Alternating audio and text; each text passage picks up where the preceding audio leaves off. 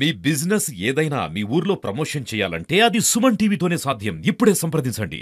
జై శ్రీరామ్. శ్రీరామనవమి ఆదివారము, పునర్వసు నక్షత్రము, అత్యంత పర్వదినం. భగవంతుడు మానవ జన్మ ఎత్తి మానవ కళ్యాణానికి జన్మించినటువంటి, మానవ ఉద్ధరణకు జన్మించినటువంటి పుణ్య దివసం. ఈ రోజున చక్కటి ఉపవాస దీక్షతోని స్వామివారి రామభజనతోని గడపాలి. అలా కాకుండా ఈ రోజు ఆదివారం కదా అని మాంసాహారాన్ని స్వీకరించడం మహాపాపం. ఒక్కరోజు జివ్వ చాపల్యానికి మీరు తిన్నా మీ జీవిత కోటాలో పుణ్యకాలము 100కు 100% పూర్తిగా తగ్గిపోతుంది. 100% పాపాన్ని పొందుతారు. అలాగే మత్తు పానీయాలు స్వీకరించడం, ఎంతో కఠినమైనటువంటి జీవన విధానంలో మీరు ఉపశమనాన్ని పొందడానికి, ఏదో కొంత ఉత్సాహంగా ఉండడానికి మామూలు ఆదివారాలు అయితే స్వీకరించవచ్చు. కాకపోతే ఆదివారం కూడా చాలా శ్రేష్టమైన వారం. అందులో ఈ సంవత్సరము సూర్యనారాయణునికి ఇష్టమైనటువంటి వారాధిపతి అయినటువంటి సూర్యనారాయణుడు ఉగాది ఆదివారమే వచ్చింది. ఉగాదికి ఈ సంవత్సరానికి రాజు సూర్య భగవానుడు. ఈ సంవత్సరం ఉగాది ఆదివారమే వచ్చింది.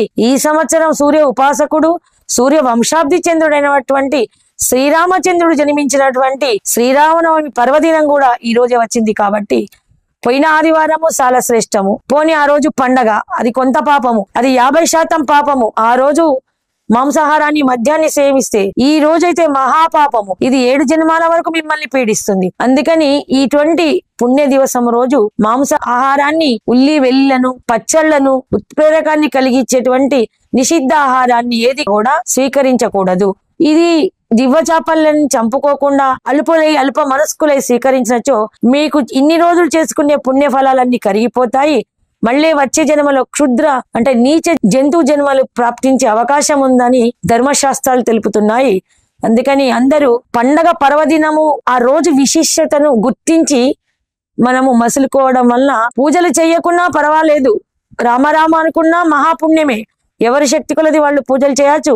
ఎవరి ఆస్తిక పరిస్థితిని బట్టి వాళ్ళు పలహారాలు పళ్ళు నివేదించవచ్చు.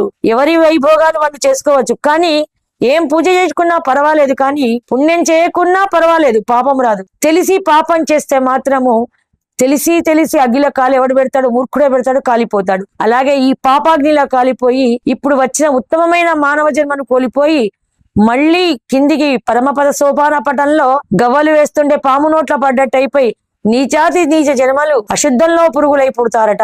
ఇది ధర్మశాస్త్రం చెబుతోంది. అందుకే తిథివార నక్షత్ర యోగాలను పురస్కరించుకొని మళ్ళీ శ్రీరామనవమి ఆదివారము, ఆర్కవారము సూర్య భగవాని వారము, పుష్యమి నక్షత్రము శని యొక్క సంయోగము, పునర్వసు నక్షత్రము గురు సంయోగము, అన్నిటికంటే మించి పరమాత్ముడు జన్మించిన పర్వదినము. అటువంటి పుణ్య దినాన్ని చాలా శుచిగా శుభ్రంగా ఒక మహత్తర వ్రతంగా చేసుకోవాలి. జనులందరూ సుఖ సంతోషాలతో ఉండాలి. జై శ్రీరామ్.